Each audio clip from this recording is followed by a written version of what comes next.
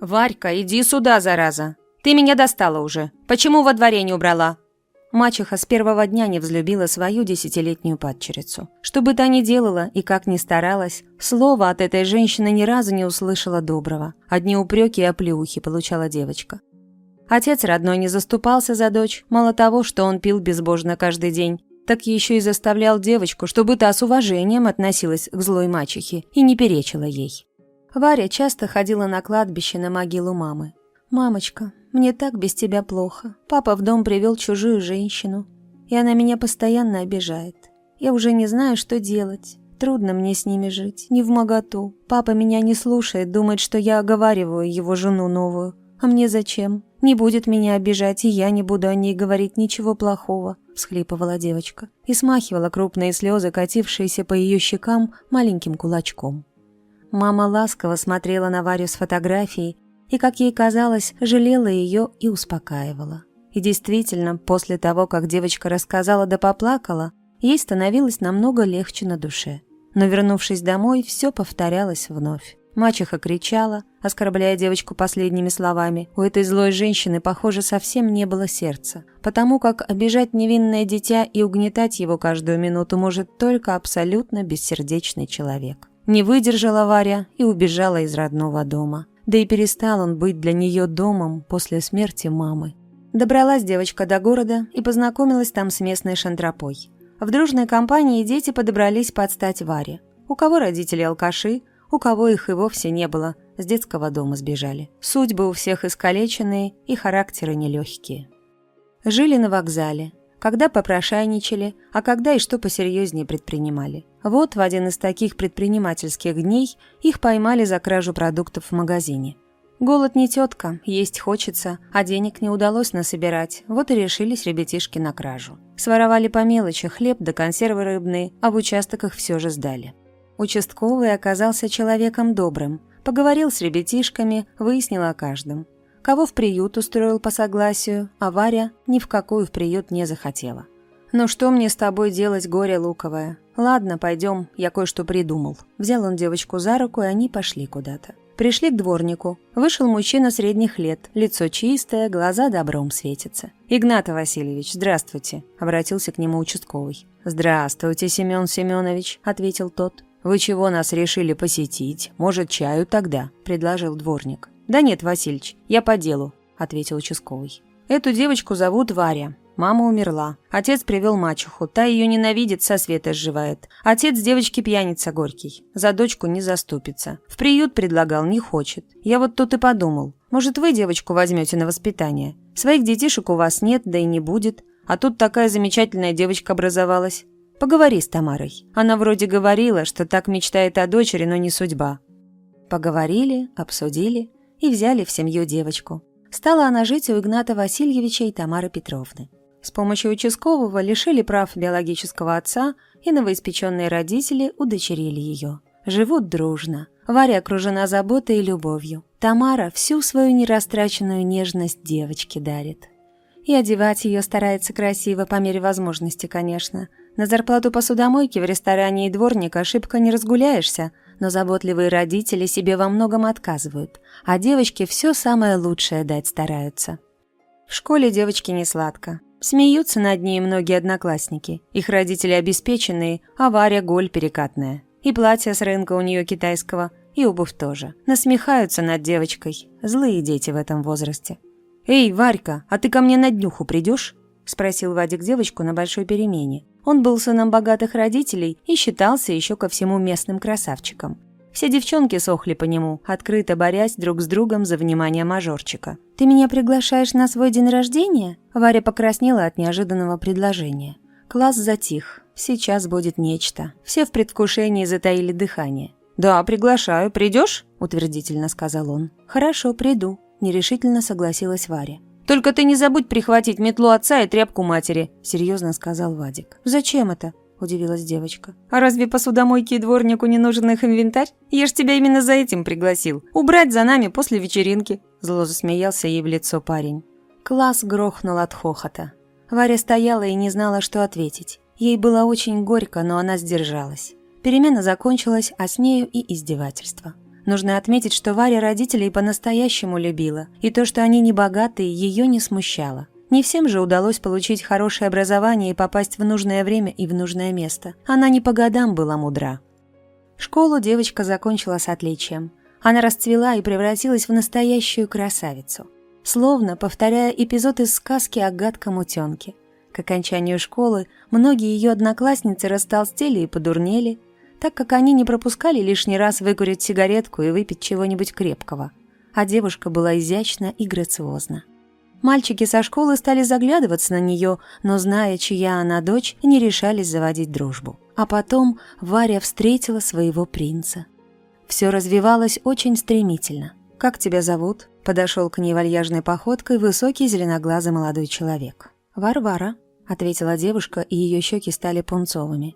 «А я Никита. Слушай, Варвара, поехали в клуб, я тебя со своими друзьями познакомлю», – просто предложил он. Парень говорил это, смотря прямо в ее глаза, и в этот же момент взял девушку за тонкую талию правой рукой и немного притянул к себе. Она еще больше смутилась. Он почувствовал это. «Слушай, ну ты такая скромница, что просто какой-то раритет», – весело высказался он. «Ну что, едем?» – еще раз спросил Никита. «Да, поехали», – еле выдавила из себя Варя. Молодые люди сели в припаркованный «Майбах» и, сорвавшись с места в буквальном смысле слова, полетели в элитный клуб. Вечер, плавно перетекший в ночь, оказался волшебным. Молодые люди не могли друг от друга оторваться. Девушка произвела хорошее впечатление на друзей Никиты. Парни были в восторге от его новой подружки. Отношения стремительно развивались. Они влюбились и решили пожениться. Все вроде прекрасно, только одно угнетало Варю, что ей пришлось любимому соврать. Она ведь про родителей правду не решилась рассказать. И еще не затянулись душевные раны со школьной скамьи, когда ее жестоко гнобили одноклассники из-за родителей. Да и вряд ли они когда-нибудь затянутся. Ведь тогда девочке не раз приходилось плакать от обиды и скрывать свои красные заплаканные глаза от мамы и папы. А если они и замечали, что дочка грустная, то Варя на расспросы что-нибудь придумывала. Не хотелось ей их обижать. А теперь она выходит замуж за парня, чьи родители очень авторитетные и обеспеченные люди. Вот и пришлось придумать, что ее папа талантливый инженер, а мама врач, что она из семьи интеллигентной и образованной. «Папочка, я хотела вас с мамой попросить. Не говорите на свадьбе, пожалуйста, кто вы по профессии.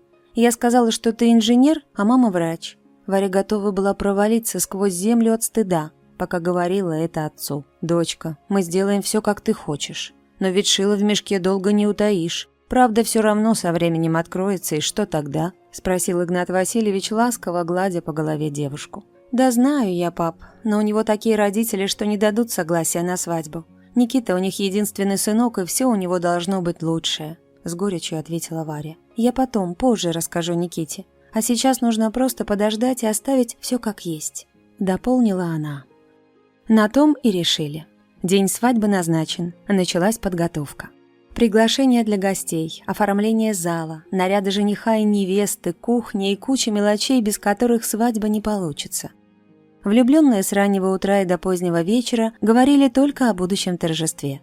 А еще нужно было провести традиционный девичник и мальчишник.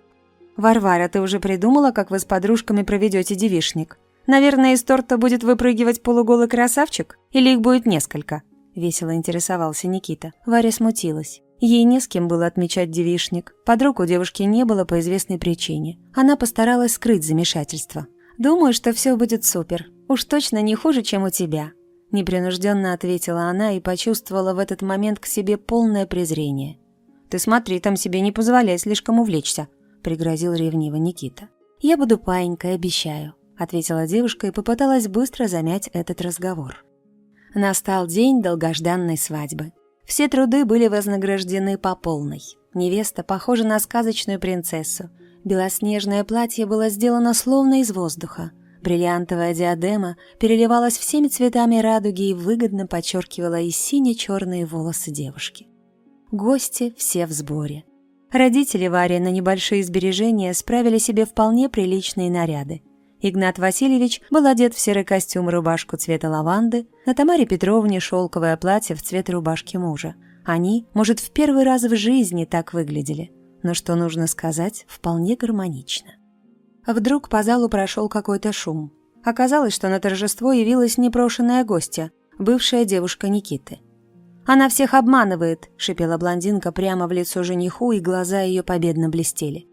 «Ты женишься на дочери бомжей. Мало того, что у нее родной отец алкаш, так приемные тоже недалеко ушли. Один дворник, а другая грязную жирную посуду драет в ресторане, а вырядились словно нормальные», – продолжала верещать она. «Ты с ума сошла от ревности, что ли? Откуда такая ерунда?» – спросил ее Никита. «Да у меня Катька Иванова, подружка моя, с этой училась в одном классе. Они там ее за человека не считали. Одна за партой сидела, все брезговали с нею садиться», – ответила девушка. «Катька, как увидела ее фотку с тобой и про свадьбу узнала, сразу мне и позвонила». Никита стоял растерянный. Он повернулся к Варе. Та, вся пунцовая, ничего не отрицала, и это означало, что бывшая говорит правду. «Варь, ты почему так поступила?» – спросил парень. Девушка продолжала молчать. «Вот меня прошлое и догнало. Так мне и нужно. Родителей жалко, они-то почему должны краснеть из-за меня? Они ведь очень хорошие, а я из них скоморохов сделала. Я такая дрянь», – думала девушка.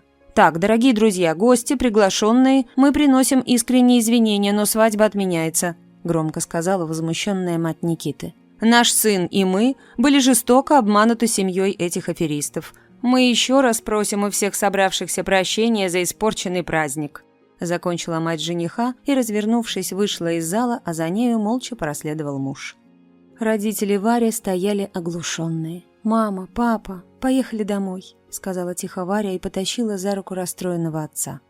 Старшее поколение из приглашенных гостей быстро разъехались по домам, а молодежь решила отпраздновать самый короткий брак друга. Так сказать, экспресс-брак, не пропадать же еде. Никита напился до чертиков. А когда пришло утро, он поехал в ЗАГС и развелся с Варей. Да и к тому же его родители все уже вопросы уладили. А Варя не выходила на улицу. Она впала в депрессию. Родители как могли ее успокаивали. «Варенька, доченька, ну не переживай, не убивайся ты так. Ведь если этот твой Никита тебя любил бы по-настоящему, ему было бы все равно, кто твои родители. Он ведь не на нас женится. Да и чем мы плохие?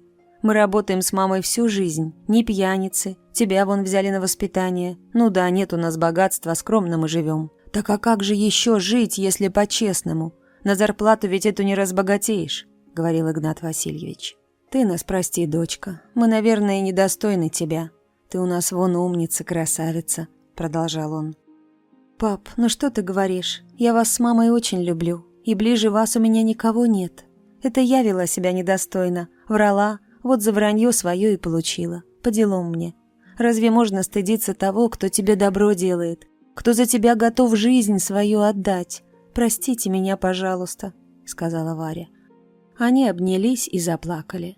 Она о счастье своем несбыточном, а Игнат Васильевич о жизни тяжелой своей. После этого разговора легче стало девушке на душе. Варя устроилась на работу, и все потихоньку стало налаживаться. Она старалась не вспоминать больше о Никите. Подумав над словами отца, согласилась, что это была не любовь, ни у нее к нему, ни у него к ней. Ведь любящие сердца врать не могут. Как-то раз девушка возвращалась с работы. По дороге ее догнал сосед Дима. «Варь, привет. Слушай, так давно тебя не видел. Ты просто красавицей стала. Как дела? Как вообще живешь?» – поинтересовался он. «Привет, Дим, все отлично, работаю. Сегодня целый день как белка в колесе, поесть некогда было», – ответила она. «А пойдем в кафешку, я тоже голодный. Посидим, поболтаем, ну и поедим, конечно», – предложил он. Она согласилась. Молодые люди сидели допоздна. Они весело обсуждали разные истории. Им было очень хорошо друг с другом. Домой возвращались почти под утро. «А давай в кино сходим как-нибудь», – предложил Дмитрий. Варя, зевнув, согласилась. Они подружески чмокнулись и разошлись по домам. Молодые люди стали встречаться. Родители Вари не нарадуются. Дима хороший парень, открытый и добрый. Варя с ним впервые себя почувствовала легко. Ей не нужно было никого изображать, она могла быть сама собой. «Варечка, выходи за меня замуж. Я тебя сделаю самой счастливой, обещаю», – предложил неожиданно Дмитрий, когда они гуляли по парку. Но это было неожиданно для девушки. Парень же основательно готовился к этому моменту, потому как он встал на левое колено и протянул красную бархатную коробочку в виде сердечка. «Димка, ты сумасшедший!» – вскрикнула она. «Это значит да?» – спросил парень. Молодой человек стал горячо целовать ее и кружить. Они поженились. Дима давно уже мечтал открыть свое собственное дело. Он отлично разбирался в автомобилях, и ему сам Бог велел этим заниматься. Он организовал автосервис. Дело сразу пошло в гору. Клиентская база росла день за днем, и за 5 лет его автосервис стал приносить приличный доход. Через год после свадьбы Дмитрий и Варя стали родителями.